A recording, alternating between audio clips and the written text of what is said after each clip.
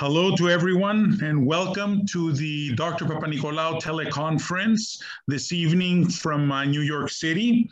I'm Dr. Spiros Mezidis, chair of the annual Dr. Papa-Nikolaou Symposium at Cornell and past president of the Hellenic Medical Society of New York and assistant professor of medicine and endocrinology at the New York Hospital Weill Medical College. This meeting will be recorded, so if anyone objects to this, please turn off. Thank you. Dear colleagues and friends, I welcome all of you to today's teleconference. I thank the Executive Board of the Hellenic Medical Society of New York and its president, Dr. Panagiotis Manolas, and our administrator, Ms. Anna Sariani, for the support to execute a successful event. It's a great honor and pleasure to organize the annual Dr. Papa-Nikolaou Symposium at Cornell. This year, because of the pandemic, it's hosted as a virtual teleconference. Dr. Papa-Nikolaou has been a beacon of excellence in medicine and an ardent proponent of Hellenic ideals. He discovered the life-saving Pap test that diagnoses cervical cancer in women and was a founding member of several professional and ethnic organizations, including the Hellenic Medical Society of New York in 1936. He served with distinction as professor of anatomy at Cornell Medical College in New York City. His wife, Andromachi Mavrogenous, was an integral part of his laboratory and studies. The Hellenic Medical Society of New York, in collaboration with Weill Medical College of Cornell University, has established an annual medical scholarship for a student of Hellenic heritage at Cornell. Furthermore, the Society's Executive Board organizes the annual Dr. Papa-Nikolaou Symposium for over 20 years. A grand award is bestowed upon an outstanding physician scientist every year, and high school awards are given under the auspices of educator Professor Demosthenis Triantafylou to students of Hellenic descent who write essays of Dr. Papa-Nikolaou's life and legacy. This year, Dr. Anthony Vigileos, professor and chair of OBGYN at NYU Long Island and NYU Long Island School of Medicine, is the recipient of the grand Dr. Papa-Nikolaou Award. Juliana Costas, Weill Medical College class of 2023, is the medical scholarship honoree. 10 high school students are receiving prizes for winning essays on Dr. Papa-Nikolaou. Finally, I thank all presenters, sponsors, and participants at this memorable teleconference and hope that the inspiration of Dr. Papa-Nikolaou's drive to medical discovery becomes part of all aspiring young students and health professionals. Hopefully, we will all meet again next year in person at the Dr. Papa-Nikolaou Symposium at Cornell in New York City. As you see from the program, we have introductions first, then we'll talk about the life and legacy of Dr. Papa-Nikolaou, move to the high school student awards with Dr. Professor Dimos Triantafylou, and then have the medical student from Cornell briefly address the audience. And then we'll have Dr. Anthony Vigileos, our grand award recipient, lecture. In the end, we have a virtual journal and sponsors that we would like to thank, and we'll have closing remarks. So now we will move forward. Anna, can you show the next slide? Anna, you there? You're sharing your screen, so you have to press as I told you. I do press, but it doesn't move. Where do we go? New share? Should I press new share? Let me do it, let me do it. If you make Anna co-host, she can share then. No, I'm the host, but he's sharing his screen, so I'm gonna do it. Sorry. So mine should share here.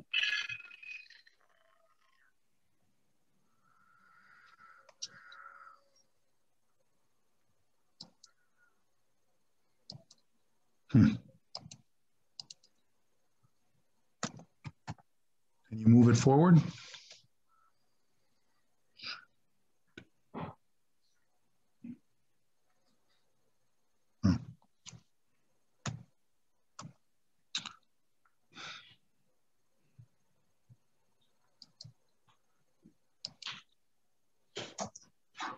Okay.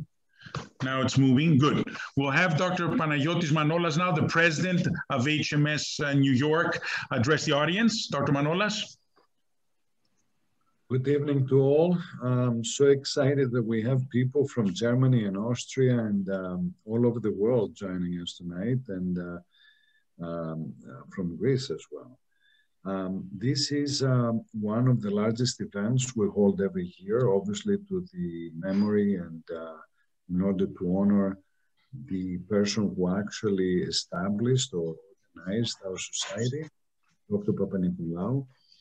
I want to thank Dr. Mezidis, who is doing a stellar job organizing this conference every year. He works very, very hard for this, and we owe him a big favor for that.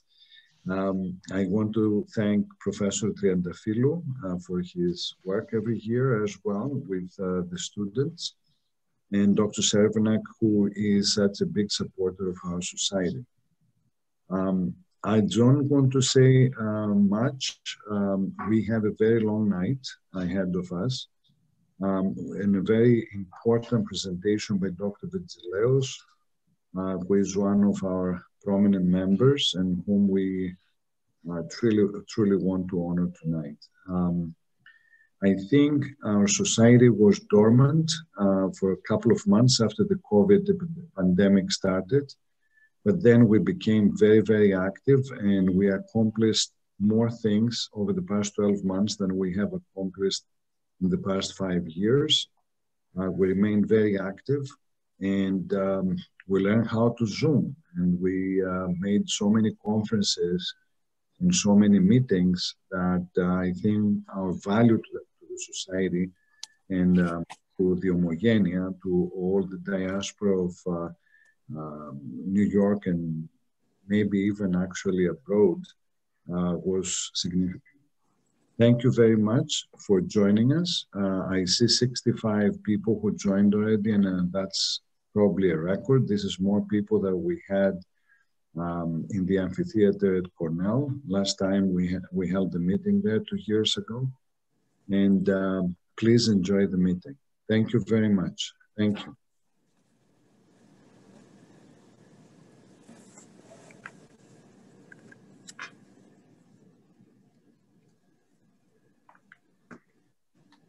Hello. All right. We're continuing the program with Dr. Sulman, who's representing Cornell this evening. She's professor at the Department of Cell and Developmental Biology, Harvey Klein Professor of Biomedical Sciences, and interim chair of Biochemistry and Cell and Developmental Biology at Cornell. And she is at the old Department of Anatomy, where Dr. Papa-Nikolaou did his groundbreaking research and used to teach. Thank you, Dr. Sulman, for joining us. Please address the audience. Thank you, Dr. Mezidis. So it's really an honor for me to represent the anatomy department, now considered as the Cell and Developmental Biology department, and also the Department of Biochemistry at Weill Cornell Medical College in this annual Dr. George Papa-Nikolaou Symposium. So as you mentioned in your introduction, this event has taken place over the past 20 plus years at Weill Cornell College. And Weill Cornell College has been not only the site, but also the co-sponsor of this annual symposium. And we are really looking forward for many more years to continue to do so in the future.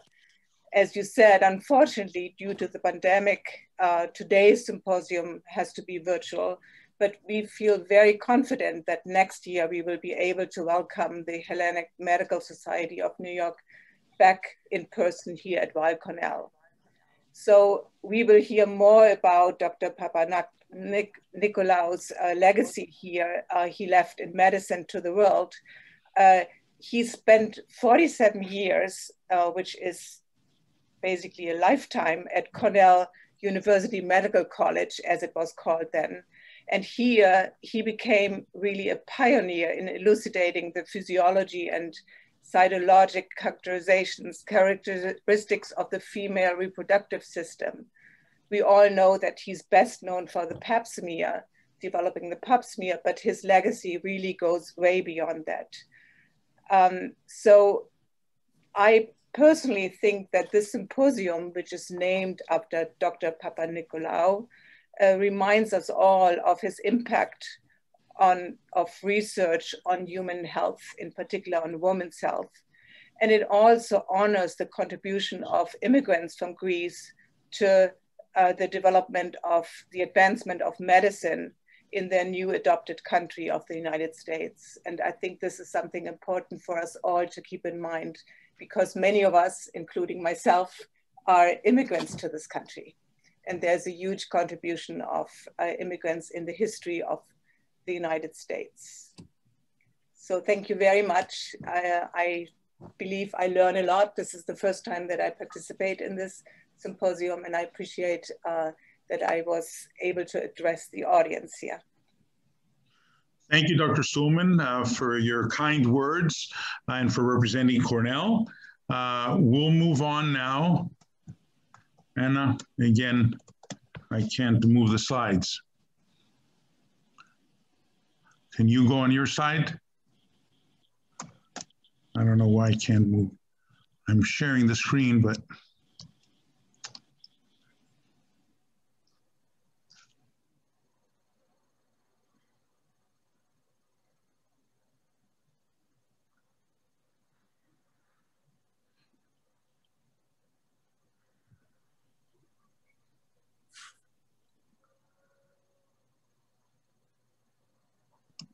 Okay, so next we'll have Dr. Chervenak address the audience. Dr. Chervenak is currently chair of OBGYN at Lenox Hill Hospital and professor of OBGYN at Zucker School of Medicine. He's associate dean for international medicine at Northwell Health. And as Dr. Manolas before said, he has been a major contributor to this event through the years. Dr. Chervenak.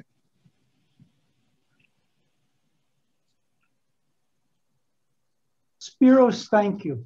It's a pleasure and privilege to be with you this evening. And I'm a strong supporter of this Hellenic Medical Society for several reasons.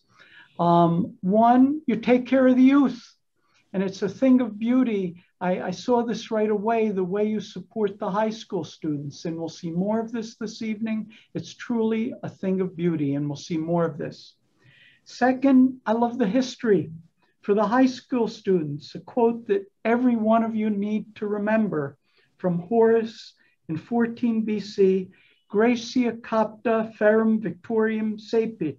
Greece has captured her conquerors, which meant that the Greek culture took over the world. And we know this from Plato, Aristotle, Hippocrates, and this has gone on for millennia. And surely that has happened in medicine with the Papa-Nikolaou tradition. As we pass the Papa-Nikolaou tradition, it's a thing of beauty, and the finest tradition at Cornell is Professor Stolman has said, and you have to remember, he did this as an immigrant. This was not the New York City of today, where prejudice was rampant. And Cornell at that time, well, let me not say it's negative, but it was not a New York, a medical center of inclusion. He fought hard for the breakthroughs that he did. I'm going to keep my remarks short because I only have a few seconds. I have to mention who brought me into this society, Yanis Zervoudakis, who for many years, for 2 decades, was my right arm in the Department of Obstetrics and Gynecology at Cornell. He was the chief of labor and delivery. I ran ultrasound. He ran the clinical service. He was brilliant. He's in heaven at this time, and a brilliant doctor, a brilliant person. And Spiros Mazidis. Spiros, words cannot express your brilliance in organization. It's been a thing of beauty to work with you this past decade in different endeavors. We've brought 3 Greek professors here over the years, Aris Ansaklis, Nikos Papandronio, and Apostolos Athanasiadis. I can say this correctly. Apostolos has a special fondness for me because he's from Thessaloniki, and we were able to go to Mount Athos several times with him. They've all lived up to the Papa-Nikolaou tradition. I'm so happy Christos Koudaferis is here, who also lives up to this wonderful tradition. And Spiros, you're brilliant. We're going to do something in the Hippocratic tradition in the future at Lenox Hill. Spiros, you're brilliant. You want to expand. And I'm so happy. My good friend, and we were fellows together, Tony Vinceleos is the awardee tonight, but we'll speak about him later. Let me respect the program and my remarks here. Welcome, welcome, welcome.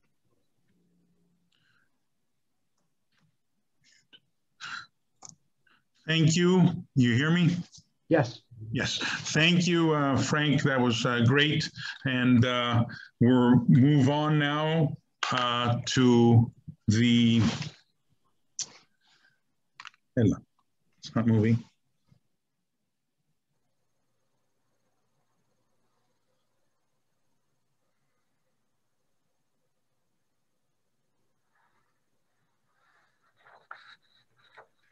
Okay, I'm going to move the slides.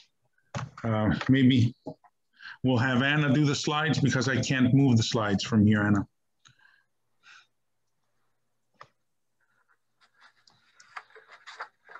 Back and forth on this. No.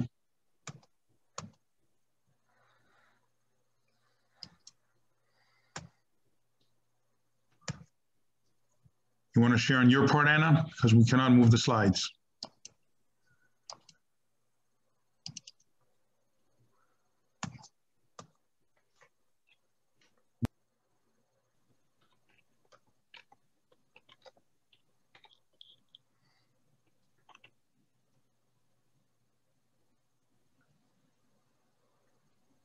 I can't see yours. So I don't know why. Okay, so the next speaker now, talking about the legacy of Dr. Papa-Nikolaou, is Mrs. Fanny Pagoulatos. Good evening. Do you hear me? Yes, I can hear you. Good, you can hear us.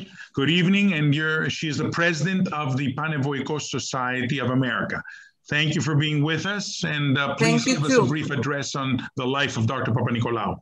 Yes, good evening, ladies and gentlemen. We are here tonight to honor the memory of Dr. George Papa-Nikolaou, a dedicated scientist and a gynecologist who developed the first test to detect cervical cancer. Dr. Papa-Nikolaou was born in Kymi, Greece. At age 16, he attended the University of Athens. He later traveled to Germany to study at the University of Munich, where he received a PhD. In 1913, Dr. Papa-Nikolaou and his wife, Mary Andromachi Mavrogenous, immigrated to New York to look for better opportunities for a career in research. He landed a research position at Cornell University Medical College in the Department of Anatomy. His wife, Mary, worked with him as a technician, and also served as a female research subject. From there, his research and innovation created the cervical cancer screening method known as the Pap smear test. Dr. Papa-Nikolaou spent 47 years at Cornell University Medical College before being offered a director position at the Cancer Institute of Miami, later known as the Papa-Nikolaou Cancer Research Institute. Suddenly, Dr. Papa-Nikolaou died of a heart attack on February 10, 1962. We are here tonight to honor his legacy, as the Pap test is the most successful cancer screening test yet. On behalf of women from around the world, we want to thank Dr. Papa-Nikolaou and his wife for the contributions to the fight against cancer. Today, thousands of women owe their lives to his simple procedure, a standard of care in women's health. Thank you very much.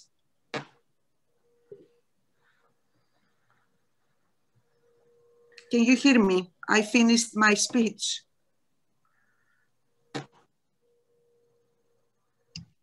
Okay, thank you, Ms. Fabulatos, that was great. And we got to show some of the slides we wanted to show on Dr. Papa-Nikolaou. Do you hear me now? Good. Next, we're moving to Anna a little bit before to Mrs. Julie Kokory from Greece. She is the granddaughter of Dr. Papa-Nikolaou. Thank you for being with us this early morning in Greece. Ms. Julie Kokory, please address the audience. Good evening, dear Mr. President, dear members of the Hellenic Medical Society of New York. First of all, it's a great honor for me to open today's event, and I would like to thank you for this opportunity. I consider your association, which was founded by Drs. Papa-Nikolaou, Carouzos, and Logothetis in 1920, to be of a great scientific and cultural value. With its exceptional activities, the Society offers a lot to the Greek community of New York. Its contribution is very influential, not only for the Greek citizens living abroad, but for the Greek doctors as well. In addition to undeniable confidence to the scientific authority of Greek doctors, experts feel very intimate towards them due to their common origin. Greek doctors, on their part, have the possibility to communicate with their senior colleagues, drawing upon their experience and advice for every medical problem or doubt. In this context, the fact that in the vast New York City, you, the members of the society, have the opportunity to meet occasionally and organize several activities is very promising and encouraging. Especially nowadays, despite the fact that the American health system has been so much burdened due to the COVID pandemic, your power and will to hold this annual event, even online, is extremely hopeful and remarkable. An event which always takes place on the anniversary of Dr. Pap's birth. Under the current circumstances, I believe that George Papa-Nikolaou's work is now more relevant than ever. His method, the Pap test, along with the vaccines, have laid the foundations of preventive medicine. And with this term, I mean the screening for many deadly diseases, such as cervical cancer, and the prevention of illnesses such as smallpox and rabies. The exponential evolution of technology and our knowledge on viruses resulted in the rapid clinical trials and production of vaccines as manifested in the SARS-CoV case. All these factors are crucial in establishing preventive medicine as one of the most fundamental specialties of the 21st century. Besides, the technology of mRNA vaccines can be considered as a basis of preventing and treating several types of cancer. If Dr. Pap was alive today, I assume he would feel very satisfied for this progress in medicine and highly proud of you and your society. His work is an aspiration for young students. I would like to inform you that last year,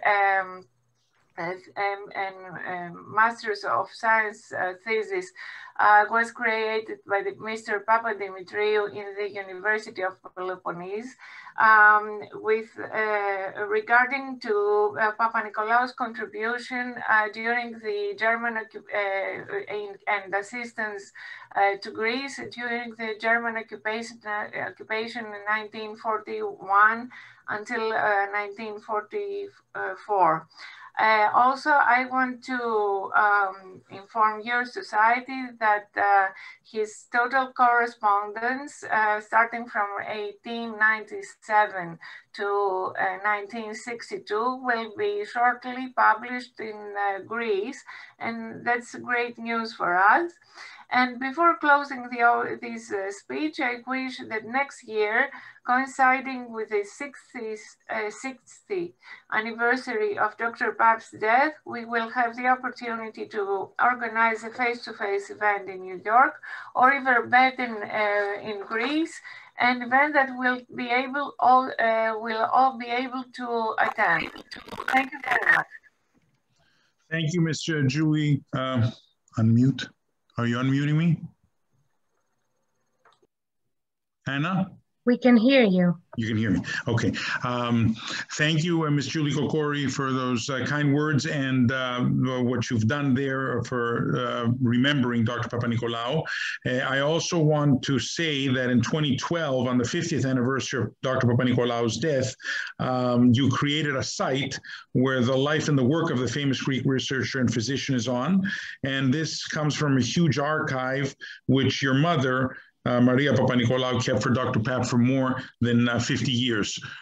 So this is a huge treasure for Hellenism. And I would also like to thank former president of the Hellenic Medical Society of New York, Dr. George Soulias, for introducing you to our medical society. Next, we'll hear from Dr. Christos Koutifaris, who's with us here tonight, professor and vice chair of OBGYN at the Hospital of the University of Pennsylvania. And he was Dr. Papanikolaou honoree in 2014. Christo? Thank you, Spiro, very much. And thank you, Dr. Chevernak, for your kind words a little earlier. This morning, let me share my screen.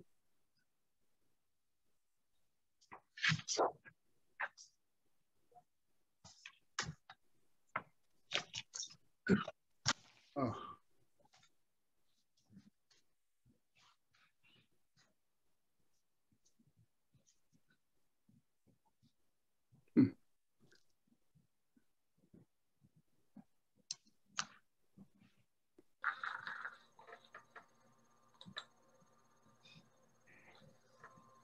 This morning, Dr. Mezitis called me and asked me if I could share a very short personal story with you all. So I put a few slides together. It's only going to take a minute, but I think it's rather touching for me, honoring this very special person, Dr. Papanikolaou, who you see here at outside New York Hospital in 1951. And I want to tell the story of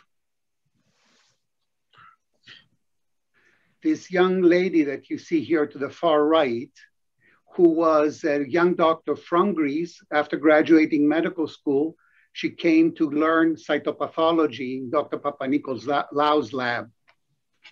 And while she was there, Dr. Papanikolaou, there she is, introduced her to this young gynecologist who was from Greece, had come to the States, repeated the residency here, and wanted to do research on this new technology that Dr. Papanikolaou was developing.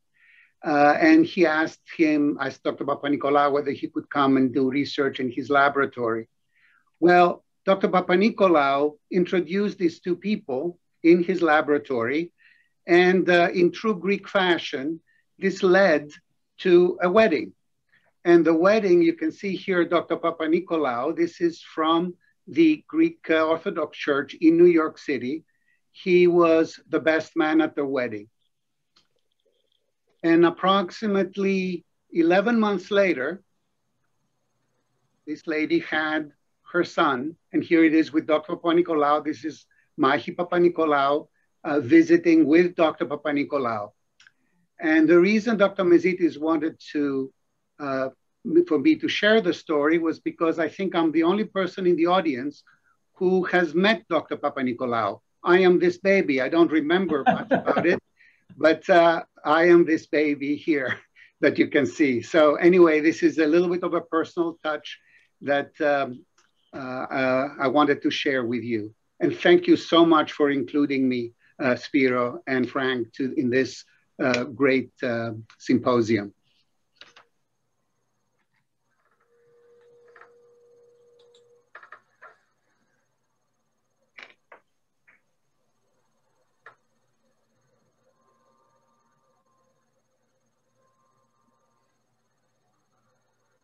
Thank you, Christo, for your very touching story there and how you came to be through Dr. Papanikolaou. That's great. Now we'll move to my talk, a brief talk on Dr. Papanikolaou's legacy in the Hellenic Medical Society and with Cornell. And as you see here, we have a picture of the dedication of the bust of Dr. Papanikolaou that's at the entrance of Weill Medical College. This is from 1979. And former presidents, Dr. Theofilos Deligiannidis and Dr. Marinos Petratos, who's with us tonight, were sponsors of the bust of Dr. Papa-Nikolaou. Also, in 1997, we had the dedication of the Hippocratic tree to Dr. Papa-Nikolaou at Weill Medical College by then President Dr. Anthony Vasilas. So the legacy of Dr. Papa-Nikolaou extends to many Hellenic organizations. And as you see here, the Hellenic Medical Society of New York was chartered in 1936. And then in more recent times, the legacy of Dr. Papa-Nikolaou has played a role in the establishment of the Federation of Hellenic Medical Societies of North America, of the Global Hellenic Biomedical Networks, 2007-2010, and the World Hellenic Biomedical Association. Also at Cornell, the cytopathology tutorial was established in 2018 at the Cytopathology Laboratory, and this is world renowned. And the scholarship fund was started by former Hellenic Medical Society of New York President Dr. George Yatrakis in 1998 with a donation of $25,000. And now this fund has grown to over $150,000, giving a scholarship of at least $6,000 to $7,000 a year to a medical student of Hellenic descent at Cornell. And the recipients of the medical scholarships are listed here. And Dr. Ivan Zacharakis, who's with us tonight, was the first awardee, as you see there. And we have the names of all the medical scholarship recipients, and you'll hear from the current medical scholarship recipient a little later. With the Papa-Nikolaou Symposia, we all spoke briefly previously about the contributors. And I want also to say that the past Hellenic Medical Society of New York presidents and the current president have been very supportive of this event. In 2003, when we started with a continuous, every year annual Dr. Papa-Nikolaou scholarship event, symposia, we had Dr. Leopold Koss speak to us, the Albert Einstein Professor of Pathology. Dr. Chervenak started working with us at the time, and Dr. Vasiliki Saitas, who's with us tonight, talked about the evolution of cytology. I will briefly also show slides of the other honorees, and Dr. Kapoor and Dr. Zervoudakis, who were at Cornell in the OBGYN department, were also recipients of the awards. And when Dr. Tsoulias was president in 2009, 2010, we started giving the Grand Award. And here I'd like to say that we had a Nobel laureate in 2010 receive the award, Professor Harold Zurhausen of the German National Center Cancer Institute, who identified the relationship of HPV and cervical cancer, was our speaker. Then the Dr. Papa-Nikolaou Symposia, at that time, we had fraternizations with the Medical Society of Athens in 2011, and in 2012 with the National Cytology Society of Greece. From 2012 to 2017, these are the honorees here, and you see Dr. Caputo, who's joining us in from Florida today, the 2012 honoree, vice chair of OBGYN at the time at Cornell. Dr. Zervoudakis we spoke about, and Dr. Koutifaris, and then Dr. Hajar, who was the chairman of anatomy at the time, and the two Greek doctors that Dr. from Chervenak alluded to. In 2018, we had a major event with our grand benefactor, Dr. P. Roy Vagelos, CEO of Regeneron Pharmaceuticals, who received the award, and Dr. Frank Chervenak, then outgoing chairman of the OBGYN department. And here we have a picture of Dr. Vagelos with his wife and Dr. Chervenak. And in 2019 was the last live event, and Dr. Nicholas Papadopoulos from the Johns Hopkins School of Medicine, professor of oncology and molecular genetics, who's the co-developer of CancerSeq, which is a blood test for the early detection of multiple cancers, and this is called the NewPap test. He was the award recipient. So now we will move on to the annual awards to high school students for essays on Dr. Papanikolaou's life and legacy. And Professor Demosthenes Triandafilou, who's with us, will be hosting now the event. He is founder of the Greek American Academy of Philosophy and Science, past president of Prometheus Society of Hellenic American Educators, a certified New York State School District Superintendent, first principal of the only high school, St. Demetrius High School in the United States, and that's a Greek American high school, and principal currently of the Ascension Greek School in Fairview, New Jersey, and Hellenic School in Rye. Professor Triandafilou, please address the audience. Thank you.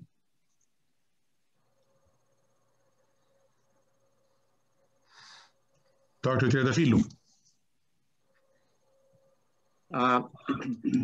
Thank you very much, Dr. Mezidis.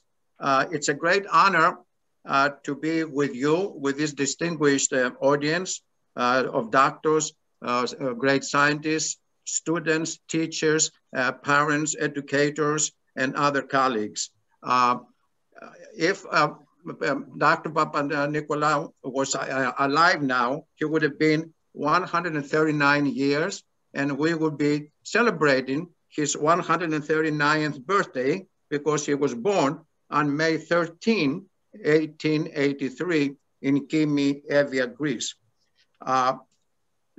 Tonight we are going to witness a small miracle, a miracle that was created by the students of different schools, the teachers, the parents, and the cooperation of the Hellenic Medical Society and the Academy of Philosophy, Science, and Education, the Greek American Academy.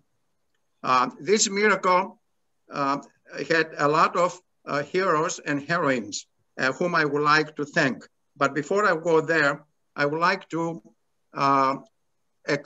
answer the question, or rather modify the comment that one of the distinguished doctors said, that he was the only one who met Dr. Papanikolaou. I have to say that I met him in 1961 when I was a student at New York University. Now, I don't recall when the doctor met him, but I met him, I heard him speak for the first time at NYU. And since then, I fell in love with him. And I never forgot his name. And I always wanted to do something in his memory. And here we are working together to immortalize his name. So let me express my congratulations first to the 10 winners, to the 10 students who won in the contest. You will hear them speak in the videos that I have produced later. Let me also express my gratitude to the members of the judges, the committee of the judges, Dr. Antonopoulos, Frederica Sangiani, and move on to thank the different teachers who participated in the success of this miracle, such as, first of all, Merope Kyriakou, who created the beautiful video that you're going to see later of all the students. Maria Sardis, who helped with the students.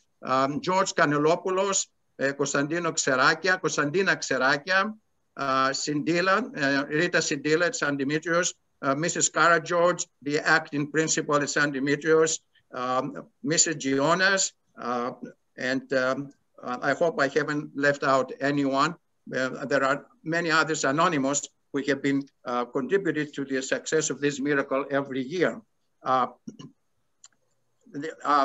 me point out what are the benefits of this particular student contest, essay contest. As I said, Dr. Papanikolaou, since 1960, when I heard him speak, I got inspired. Inspiration was what really captured my attention and my imagination.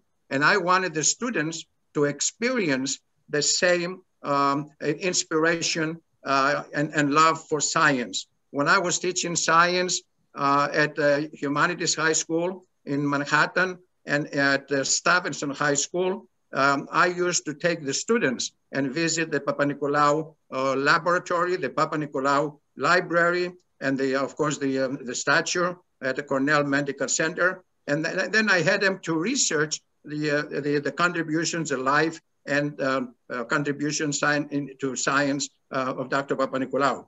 And one of those projects was to retrieve his PhD thesis that was written in German in 1912. And we brought a copy of his dissertation, PhD dissertation in zoology, and we gave it to the secretary. So there is a copy of the PhD dissertation of Dr. Papanikolaou that we brought from Germany in Cornell. What are the benefits? What are the other benefits for our students? Well, first of all, they're going to receive what we call the Greek American Academy of Philosophy, Science, and Education Award. It's a beautiful award that they can frame and have it as a nice souvenir. And besides the certificate from the Academy, they're going to receive $300 this year, $300 a year. This year, 6 scholarships of $300 will be given from the Academy, and the other 4 will be given. One is given by Dr. Spiros Mezidis, the other by Friderica Sagiani, the other by the Greek Teachers Association Prometheus, and the other by Dr. Vasiliki Saitas. And these are not all. There's another benefit, which I'm going to mention now, and I hope Mrs. Kokoris is on and listening to what I'm going to say now. This is a big surprise for all the winners. We are going to organize a trip to Greece next year to celebrate the 60th anniversary. Well, it doesn't sound like a good celebration since the death of Dr. Papanikolaou. And we are going to organize this trip to go to Athens, to go to Evia, to visit Kimi, to see the house where Papanikolaou was born, his statue in the square of Kimi, and then go to the Dodecanissa, visit Patmos, go to Kos, and in Kos, of course, as you know, is the island where Hippocrates, the father of medicine, was born, and they are going to study the history of medicine. And then from Kos, we're going to go to Rhodes and study more history there. So these are the 3 benefits that the students get. Number 1, the certificate from the Academy. Number 2, the $300 bonus, and a trip next year to Greece. This trip is going to be organized with the Hippocratic International Institute that is on the island of Kos. I talked to the ex-minister, Mr. Pavlidis, who is the president of the Hippocratic International Institute. And we are beginning now to put together how we can organize that. And I would like Mrs. Kokoris, I would get in touch with Mrs. Kokoris so that we can put together a nice project and celebrate this next year in a beautiful way in Greece as well as in New York City. I think that I have said too much. I don't like to talk, but I would like to close by saying that medicine has almost 60% of the terminology of the vocabulary comes from Greek words. And the English language, as I'm talking now as an educator, has more than 350,000 words of Greek roots. I'm going to show you here this book that I recommend to every Greek family. As you can see, it's written by Aristides Konstantinidis, and the title is The Greek Roots of the English Language. And here is all these pages with all the words, more than 350,000 words. So this is another benefit that our students get. We want to inspire our students. We want our students to become aware that science was developed in Greece. The father of medicine, Hippocrates, the father of the atomic energy, Democritus, the father of history, Herodotus, and I can go on and on and on, philosophy and so on and so on. This is what we have to install instill in the consciousness of our students the rich scientific heritage that Greece has. And it's pervasive globally in the academia. So we want the students to do this research every year so they can get inspired and continue, and someday they will become famous scientists and surpass all the previous Greek-American scientists. I think I said a lot, Mr. Mazidis, haven't I? Yes, let's continue now with the video of the Hellenic medical high school students here. And you see the names of the high school students. Anna, you can proceed with the video.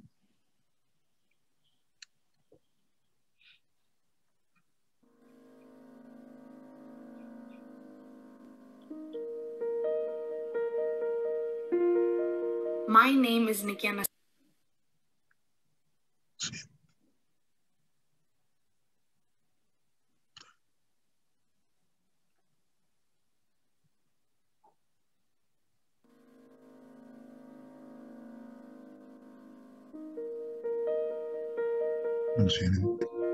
My name is Nikiana Sisatos, and I attend St. Dimitri's High School of Astoria. Dr. Papa-Nikolaou has inspired me to help others as well as proceed in my biology career. It's not visible. I would like to thank the Academy for sponsoring the essay contest, the Hellenic Medical... It's not visible. Not visible.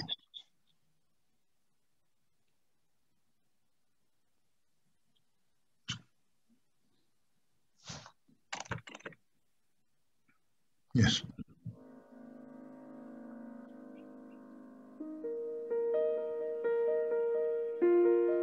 My name is Nikiana Sisatos, and I attend St. Dimitri's High School of Astoria.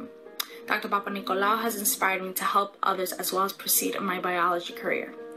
I would like to thank the Academy for sponsoring the essay contest, the Hellenic Medical Society for the symposium, and the sponsor of my award, Dr. Spiros Mezitis. It has been an honor to participate in the Dr. Papa-Nikolaou Student Essay Contest. My name is Ariana Donaros, and I attend the St. Dimitri's High School. It was an honor to participate in this contest because I was inspired by Dr. Papa-Nikolaou's dedication to his career. I would like to thank the Academy for sponsoring this contest, the Hellenic Medical Society for the symposium, and the sponsor of my award, Frederica Sayani. My name is Katerina Rapidis, and I'm in the 8th grade at Notre Dame Academy. I was very impressed with the life of Dr. Papa-Nikolaou and his many achievements. I am very honored to receive this award. Thank you, Kyria Triantafylou, Dr. Mezitis, and the Hellenic Medical Society for this symposium. Hi, my name is John Duveis, and I attend Francis Lewis High School. Dr. Papa-Nikolaou should serve as an inspiration to all Greek Americans as he came to this country with very little, and through hard work and dedication to his craft, created a medical procedure that saved the lives of millions of women. I would like to thank the Greek American Academy of Philosophy, Science, and Education, and its director, Mr. Triantafylou, for sponsoring the contest and for the award. I would also like to thank Dr. Mezitis and the Hellenic Medical Society for the symposium. In addition, I would also like to give a big thanks to my teachers, Mr. Kanarelopoulos and Ms. Xerakias. Hi, my name is Maria Lazaro, and I'm a sophomore at Bergen County Technical High School in Teterboro, New Jersey. I would just like to start off by saying how truly inspired I am by Dr. Papa-Nikolaou and his journey. Despite all odds, he was able to persevere and accomplish many great things. I would also like to thank the Academy for sponsoring this essay contest, as well as the Hellenic Medical Society for the symposium, and lastly, my sponsor, Dr. Vasiliki Saitas. Thank you. Hi, my name is Sophia Lazaro, and I'm currently a grader attending Leona Middle School. I am truly inspired by Dr. George Papa-Nikolaou. His story shows that with determination and believing in yourself, great things can be accomplished. I would like to thank the Greek American Academy of Philosophy and Science, as well as its director, Mr. Triantafylou, for sponsoring the event. I would also like to thank Dr. Mezitis and the Hellenic Medical Society for the symposium. Thank you. Hi, my name is Kayla Matrakos, and I'm currently a freshman at St. Francis Preparatory School. I would like to thank the Greek American Academy of Philosophy and Science and its director, Mr. Triantafylou, for sponsoring the contest and for the award. I also want to thank Dr. Mezitis and the Hellenic Medical Society for this symposium. The work and life of Dr. George Papa-Nikolaou has shown me that with persistence and determination, you can do anything you put your mind to and make an impact on the world. My name is Victoria Mihalatos, and I attend Roslyn High School in Nassau County. The Papa-Nikolaou essay was so inspiring to me as a Greek American to learn and research about the life of a Greek who devoted his own life to medicine and helping others. I would like to thank the Greek American Academy of Philosophy and Science and its director, Mr. Triantafylou, for sponsoring the event and for the award. I would also like to thank Dr. Mezitis and the Hellenic Medical Society for the symposium and this amazing opportunity. My name is Yosaris. I attend the second Greek school in Fairview, New Jersey. While I was researching Dr. Papa-Nikolaou, I discovered the impact he made for women's health. Dr. Papa-Nikolaou inspires me to work hard through my academic years and achieve my future goal of entering the medical profession. I would like to thank the Academy for sponsoring the essay contest, the Hellenic Medical Society for the symposium, and the sponsor of my award, Prometheus the Greek. My name is Sophia Zacharopoulos and I attend Felix Festa Middle School. While writing this essay, I was impressed by the level of dedication he applied to his research. I would like to thank the Greek American Academy of Philosophy and Science for sponsoring this contest and for the award, as well as the Hellenic Medical Society for the symposium.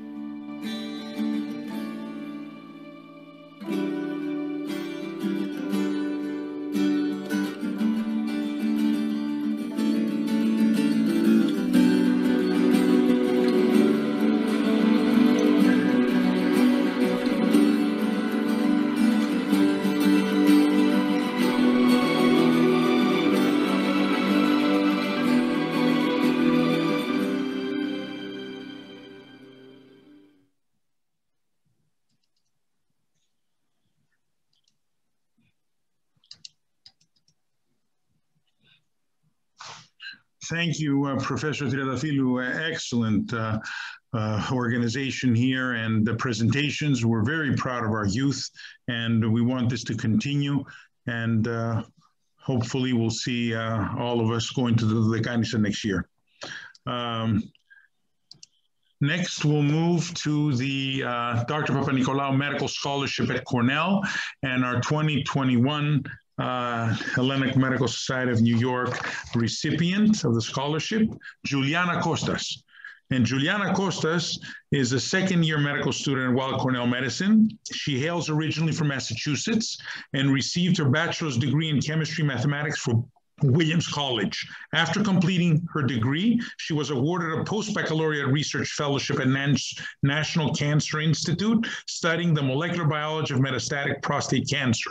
At Weill Cornell, Juliana held leadership positions in several student-run free clinics, including the Weill Cornell Center for Human Rights and the Weill Cornell Wellness Q Clinic. She is currently involved in research surrounding novel surgical approaches and post-operative outcomes of head and neck cancers. Juliana, please address the audience. Hello all, and thank you so much for this honor. I'd like to start off by saying I wouldn't be sitting here at Weill Cornell if it weren't for my family. My grandfather, who's now a retired Greek surgeon, is one of my greatest role models. Being a wonderful storyteller and a lover of biographies, one of his favorite topics to talk about is fellow Greek physicians that have made an impact on the world of medicine. Just imagine then the awe he felt walking through the front door of Weill Cornell for the first time on the day of my white coat ceremony, and seeing the prominent bust of Dr. Papa-Nikolaou standing in the hall as an ever-present reminder to all those who enter of his profound legacy. As we all know, the creation of the Pap test has forever changed the world, decreasing cervical cancer mortality by up to 80% and saving countless lives. As much as we honor Dr. Papa-Nikolaou, it is hard to imagine we will ever be able to thank him enough for his tireless work. Hopefully, with each new generation that he inspires, we can continue to move medicine forward and begin to live up to the example that he set.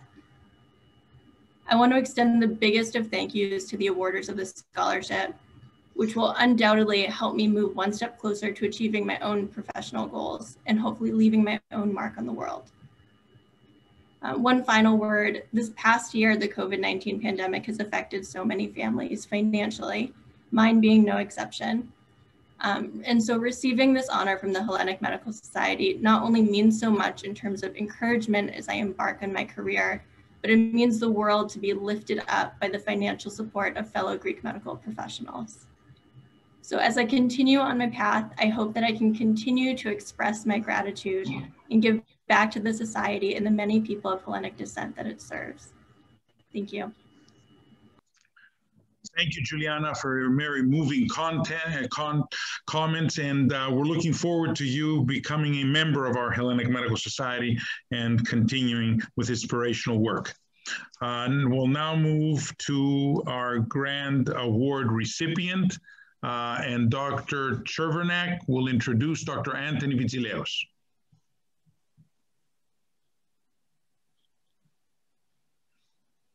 You're muted.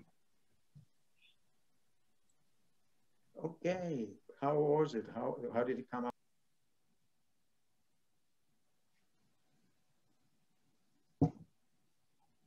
Mute. Now you can hear me. Yes. Spiros, thank you. This part is a true pleasure and privilege. It is because I've known Tony Vincileos for many years. I realize there are many high school students here, and Tony, I think it's fair to say, not only were none of these high school students born when we first met and worked together in Connecticut, none of their older brother and sisters were born. I doubt many of their parents were born when we worked together, and we're still young at heart. God bless us, time has been kind to us, and we're still writing. So Tony, it is a true pleasure to be with you this evening. And Tony, you're wonderful. Tony is now professor and chair of the Department of Obstetrics and Gynecology at NYU Langone Hospital, formerly known for many years as NYU Winthrop Hospital in Long Island, Mineola, New York. He has been an astoundingly prolific writer in all areas of maternal fetal medicine for many decades. He received many awards and honors, including Outstanding Contributor, Award of Research Excellence from the Society of Maternal Fetal Medicine. He's participated and organized countless workshops, postgraduate courses, symposia, and scientific meetings. He's associate editor and deputy editor of what I believe and he believes is the leading journal in our field, the Gray Journal, the American Journal of Obstetrics and Gynecology. He served on multiple review panels, multiple scientific societies, such as the American Institute of Ultrasound in Medicine. He's co-authored 400 peer-reviewed journal papers, many books, abstracts. He pioneered the whole topic of the biophysical profile, something that we use today. He's done pioneering work on fetal anomalies, genetic sonography, growth restriction, preterm birth, and many other aspects. He's a top reviewer for many journals. He's been awarded several honorary doctorates. And one special honor, he was awarded a doctorate from the place where he graduated from medical school. And I think this is very telling. He and his field and his team have reported the first case of visualization by electron microscopy of COVID-19 virus invading the human placenta. This isn't the whole of Tony Vincileos. He's a wonderful person. He's respected and admired by his colleagues throughout the world. I remember that I worked closely with one of his disciples, another Spiros Nichols, who, again, unfortunately, we lost us too soon, someone I loved very dearly, and it shows the sort of person that Tony trained. I am sure that Dr. Papanikolaou is looking down from heaven and very happy with the choice of this awardee tonight, because just like Dr. Papanikolaou, Tony Vincileos has made the world a better place.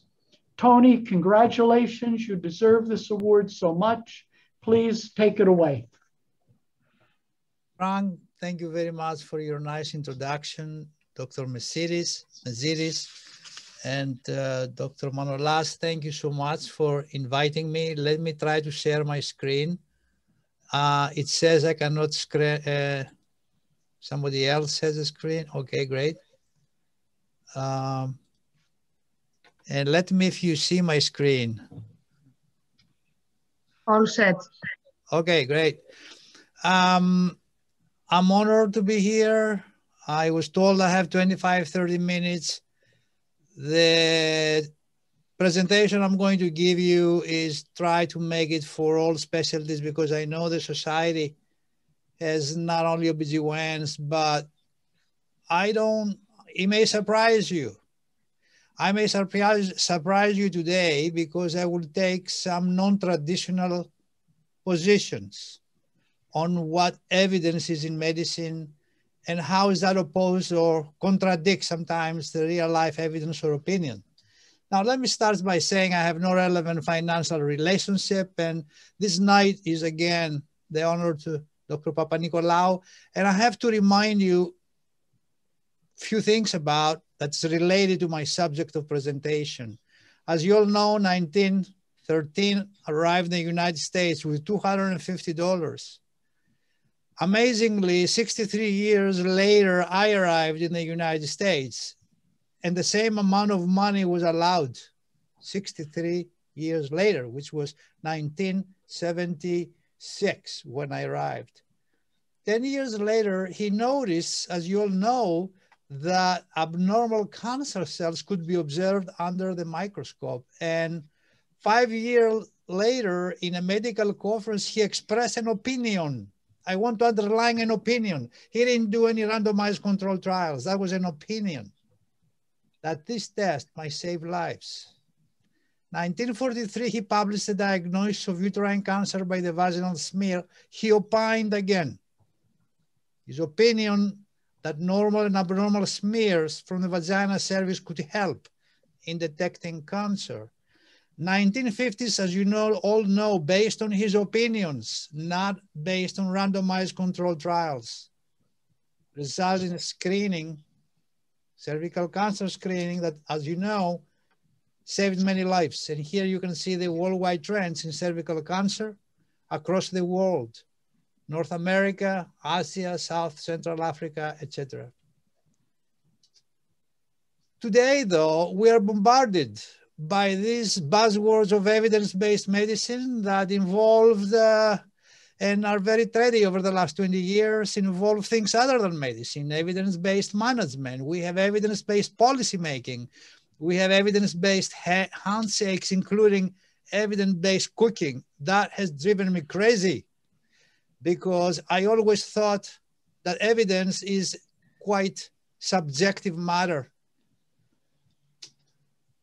Nevertheless, somebody tried to put it into including the Preventative Service Task Force classification, try to define the different levels of evidence based upon which we should be practiced. And of course, randomized controlled trial was the highest supposed to be.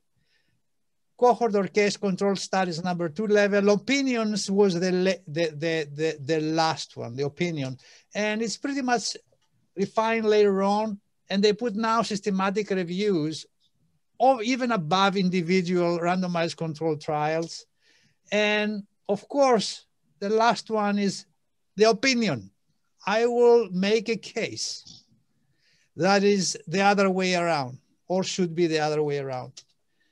As you all know, this audience does not need me to define that. The beginning of wisdom is a definition of terms, something that Socrates said years ago. Let me define evidence then, because we have to define what it is. Because to me, the definition, according to the Oxford American Edition dictionary, is something that furnishes proof, obvious, apparent, clear to everyone. Yet, there is a legal definition that is not the same. It's something legally submitted to a tribunal to ascertain the truth of a matter, testimony, statement, or deposition. I believe the so-called medical evidence pretty much fits the legal definition, which is not real evidence, because not everybody understands it the same, but it's an attempt to find the evidence, find the truth.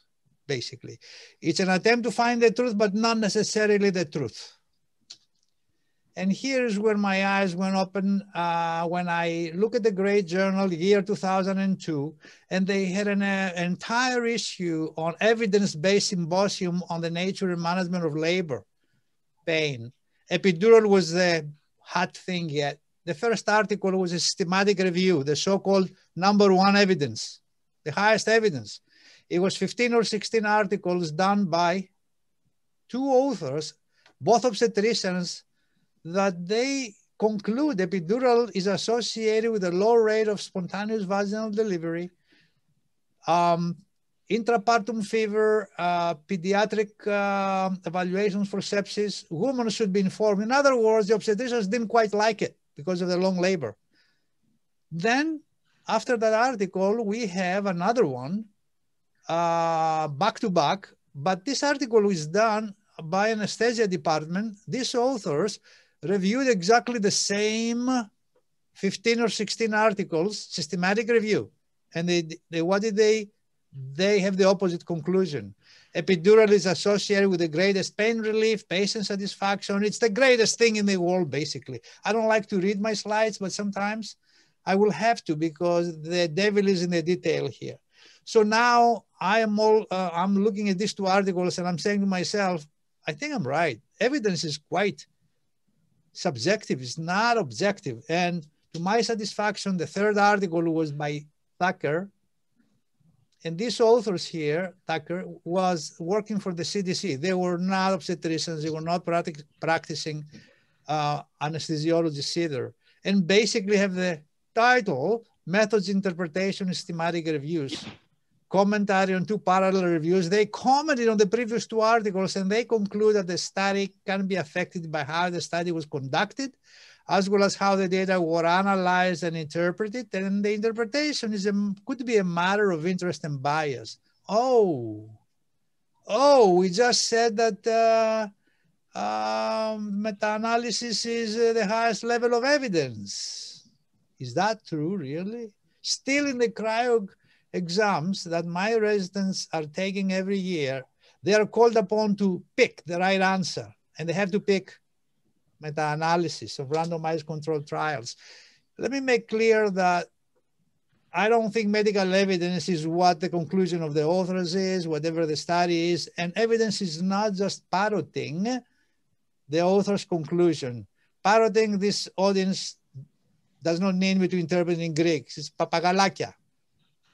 This is not, should be evidence. Especially meta-analysis, we know there are serious discrepancies between conclusions drawn from meta-analysis and randomized controlled trials. Whom are you going to believe? It's half and a half. Here is my catch. Do you really think there is any reviewer in the world that is going to really do a good review on a paper or meta-analysis? Is this thing peer reviewable?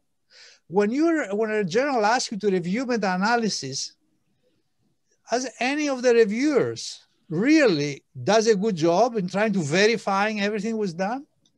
I don't think so. And here is a paper. It's one of our journals published in 2009 that I'm going to, in a systematic review meta-analysis on moxibustion. And moxibustion, which I never heard of that until I read this paper, stimulation of acupoint BL67 to convert a bridge to a vertex presentation.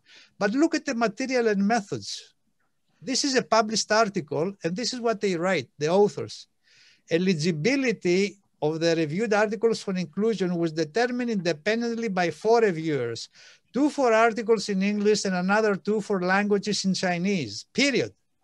Articles in languages other than English or Chinese were translated into Spanish and evaluated by the reviewers who had assessed the articles in English. Is this possible that any reviewer of this paper for the journal to have verified this? I didn't think so. So I got a medical student who was interested to do a research project for me. I don't like surveys, but at this time, I was burning to do that survey.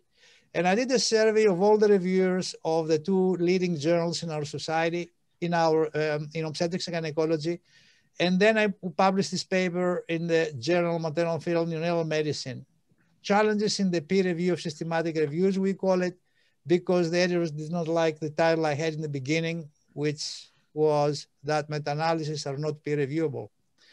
And basically, we asked the reviewers, we got the reviewers from the back of a journal, their names, addresses are there. We Googled to find the addresses exactly where they are.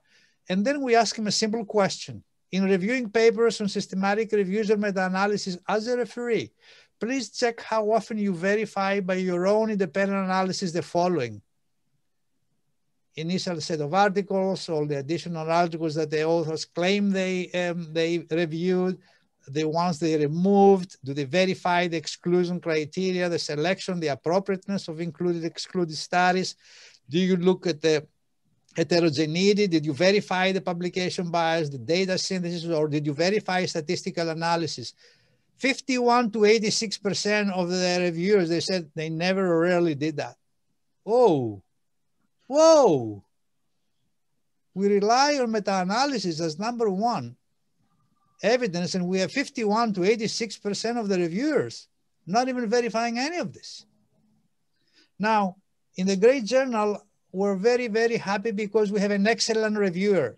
That person has a long time, has a lot of time in his hands and reviews meta-analysis. That's the only kind of paper this person reviews, and puts a lot of time to verify what the authors are saying. I will give you one of his reviews of a meta-analysis paper, and his review of that meta-analysis paper, it says on page 7, the author state for each trial, it was a randomized trial, 15 randomized trials put together, were carefully reviewed. I must differ because of the following reasons.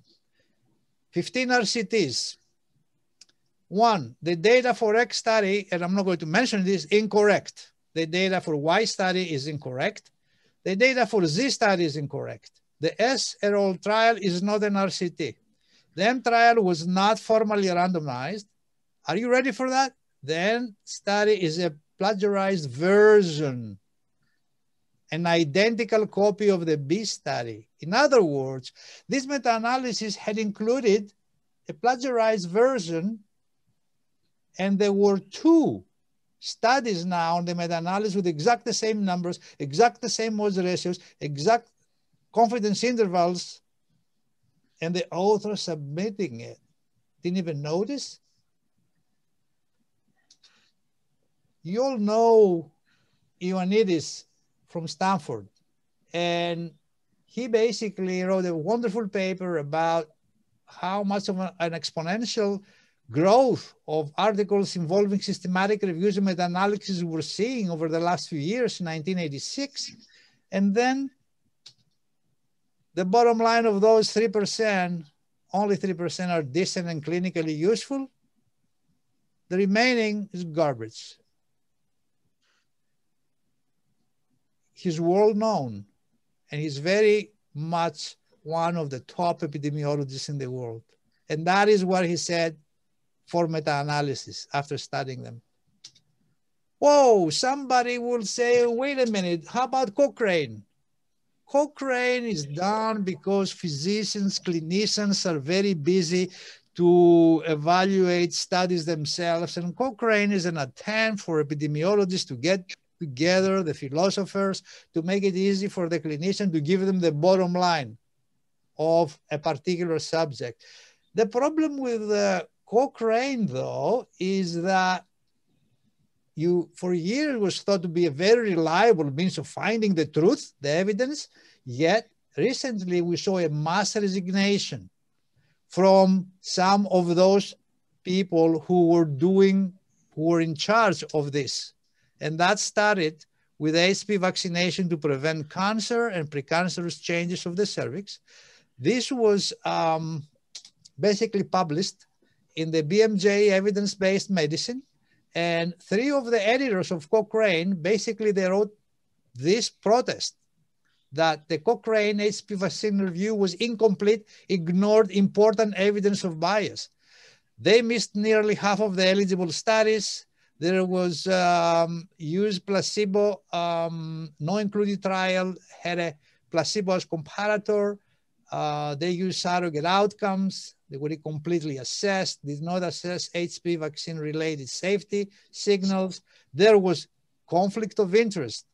Two of the experts had financial conflicts, actually, the ones that did the Cochrane review. Now, you think Cochrane review will give you the truth? I don't think so. Sackett said it best, that defining evidence-based practice, and that is that it's a combination of use of clinical expertise combined with current best evidence, individual patient needs and wishes. I add, and I modified it, plus patient wishes. All these elements vary. The use of clinical expertise varies. Just because somebody knows how to deliver breech babies safely vaginally, it doesn't mean that a junior person that never did a vaginal breech delivery should go ahead and do it. Individual patients, the needs vary, the patients vary. How about the current best evidence? The interpretation of that varies too. That's the point I try to make. RCTs have been considered at the top of evidence, so to speak, and there are some protagonists, some fascists about it, who are parroting the conclusion of the authors and claiming that they promulgate evidence. That's not so. Randomized controlled trials were of poor quality for over 50 years, introduced in healthcare by 1940s. It's only in about year 1996 and pretty much after year 2000 when journals started requiring a checklist of 25 to 30 point items in order to assure at least some clear communication. Well, do we follow that today in OBGYN? No. Before the guidelines for consort, 90% of RCTs in OBGYN journals violated basic principles of randomization. After the consort guidelines came into effect, only 12% of RCTs cited by our obstetrical practice bulletins complied with 90%. So still we're not following that. Few facts about randomized controlled trials that's especially true in obstetrics and gynecology, mostly in obstetrics. Many of them are premature. We are in a rush to do it without getting complete knowledge about what successful intervention may not be. Many compare diagnostic tests without asking the clinician what kind of intervention they should do. All are based on strict protocols, may not represent real life scenarios. Possibility of Hawthorne effect is there in all of them. Are expensive, take a long time, frequently include small number of patients prone to a type 2 error. In other words, perfect setup for erroneous conclusions as applied to everyday practice. Also, be aware of the RCT spin. Many of the authors will spin their results. They will spin the frequencies 40 to 50% in our literature. The more common type of spins by the authors is that they give emphasis in their conclusion on statistically significant secondary results, not primary, and about 15% emphasis on beneficial effects that really are not clinically significant. How about conflicts of interests? Level 1, level 2, or level 3 papers, the highest level of conflict of interest in level 1 randomized controlled trials. This is a studies that published between 2008, 2010. So if you look at the conflict of interest, again, they have the highest percentage. In obstetrics, every day we use ultrasound, and every day we use electronic heart rate monitor on labor. We have no randomized trials. How many randomized trials anybody knows that have shown benefit out of this too? For years, we're trying to show you the benefit. Why can't we? I have a very simple explanation. Because we are incompetent to produce the correct randomized trials design. So despite that, why are we using them then? Because it makes sense. Now, in real life, as Dr. Papanikolaou started by saying about his opinion, I have to make the case frequently opinion prevails in interpreting RCT results, which makes me put the opinion highest than every of those because you need your opinion to interpret them. I give you some examples that are really very real because I give you 2 randomized trials that have shaped up the practice of obstetrics today. One is a multi-center trial of cell class versus no cell class for women with a short cervix in the ultrasound, women who were high risk by history.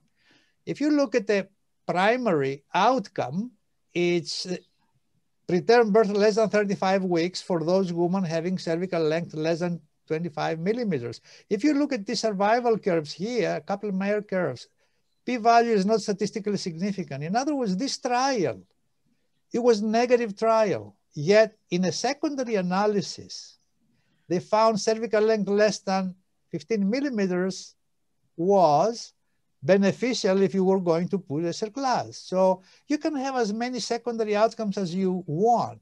By chance, you can have statistical significance, but the primary one was not. So the authors concluded that cell class prevents preterm birth. Today, we put cell classes in everybody who has a high-risk history and has a cervical length less than 25 millimeters. Yet, this is based on this trial. This is a negative trial. Another interpretation is that the cell class does not work because the primary outcome of this trial was negative, was not statistically significant. Now, this is another one, the MIS trial, published 2003, that has shaped the practice of obstetrics for the last 16, 17 years. Women with a history of preterm birth randomized to placebo or 17-hydroxyprogesterone weekly injections, IM injections. Bottom line, preterm birth rate, 36% of the study group, 55% on the placebo. The author said, oh, placebo works. Well, but 55%, it's very high for a placebo. What kind of placebo that is? That has a 55% preterm birth rate. What kind of a population? That is very atypical placebo. So the authors interpreted that it works. The 17P, however, they disregarded the fact that the placebo was high. And therefore, maybe it looked like it worked, but nevertheless, this was, the author said, okay, maybe the placebo or population, high risk, they mumble about that. Well, if something works, how about the Kaplan-Meier survival curves? It's got to work across gestations. No. Kaplan-Meier curves here cross, placebo red, 17P blue, they cross. In other words, as if the benefit in preventing preterm birth is after 28 weeks. But what happens before 28 weeks? Those with the placebo, less number of those were pregnant, which implies pregnancies was lost prior to 28 weeks, those who got the study medication. So this is the called safety signal. The FDA said, we don't like that. You better do another study. You just don't like that. However, people were so desperate that after this, we try giving and make practice standard of care, giving hydroxyprogesterone in women with a history of previous preterm birth. Well, when you do that, then you start getting some real life results. What kind of real life results you get? What's the effect of this kind of strategy, giving the 17P to women with a history of preterm birth? Well, here is in Texas, real life results. When they give it to people with women with a history of previous preterm birth, number one, they had no effect in the preterm birth. Most importantly, they increased the rate of gestational diabetes by 67%. That's real time. Well, you can say that it's historical control. There are certain things. Okay, fine. But now, 17 years later, we have the so-called prolonged trial. Prolonged trial stands for progestins role in neonatal gestation, prolonging gestation. So this is the trial that FDA was asking for to repeat again, randomized trial, woman with a previous history of preterm birth given 17P versus placebo. What did they find? Preterm birth, less than 35 weeks, no difference. Preterm birth less than 37 weeks, no difference. Preterm birth less than 32 weeks, no difference. This is year 2019 now. This was published 16 years after the initial mistrial. We're still giving this medication to women with history of preterm birth. This study here has doubled the numbers of the mistrial. Now, what do we do with that? We have now a bigger trial that says 17p doesn't work. Well, the FDA would show that. They said they recommended withdrawal treatment. Just withdraw the medication with votes 9-7. How about our societies? American College, SEOG, what do they say after they evaluate the prolonged trial? They said, it's not changing the clinical recommendations at this time, and they continuously recommend offering 17p. That's American College. How about the Society for Maternal Fetal Medicine? They published their response to the results of the prolonged trial. It is reasonable for providers to use 17p in women with a profile more or less representative of the high-risk population reported by the mistrial. For all women at risk for recurrent spontaneous risk-benefit discussion should blah, blah, blah, blah. Opinion prevails again. We cannot have it both sides of our mouths. RCTs are #1 evidence, but only when it fits our biases. Or opinion, more important. Gynecologic surgery, we're not doing any better. I'll go fast here because the time is gone. And here is a trial that I'm looking at it. I'm saying to myself, what are people thinking? Laparoscopy versus laparotomy for uterine cancer. 3 papers. The study period took 1996 to 2005. That's 9 years. 9 years. During those 9 years, I can tell you the results of the study was mute. Why? Because robotic laparoscopy came. And now we have robotic laparoscopy. So patient enrollment started 1996. We have the results 13 years later. And are they relevant to minimally invasive robotic surgery? Nobody knows, because technology goes fast. The pace develops so fast. Evidence-based medicine, i.e. randomized trials, cannot keep up with it. Now, do you really need a randomized control trial to tell me which patient will do better? Laparoscopy or robotic minimally invasive surgery versus an open laparotomy? Do you really need a randomized control trial to do that? Well, there are people who believe yes. Well, let me finish here by giving you that thought. Whether or not evidence-based medicine, as by a lot of protagonists claimed to be by randomized control trial evidence, can they keep with the pace of technology? I don't think so. In that sense, if you need randomized control trials to change your practice, I can say that's a definition of evidence-based medicine that can inhibit process. Thank you very much. Any questions? I know I went a little bit fast because I was trying to keep in Dr. Mezidis' time of 25, 30 minutes. I hope I did.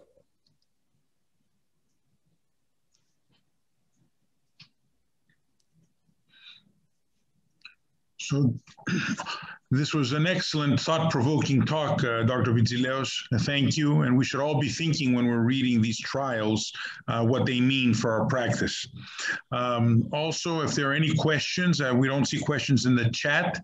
We can take questions live briefly.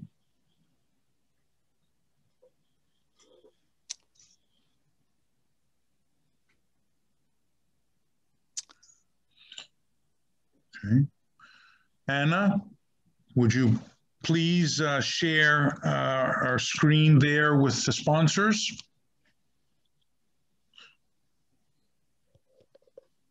Let me come out of...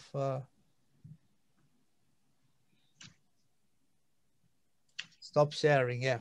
Okay.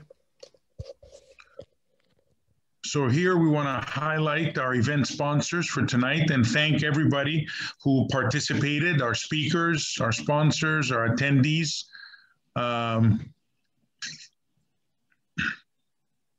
We have the New York Cancer and Blood Specialists honoring our featured speaker. Dr. Chervenak, who's been a great contributor to our society. From the Federation of Hellenic Medical Societies of North America.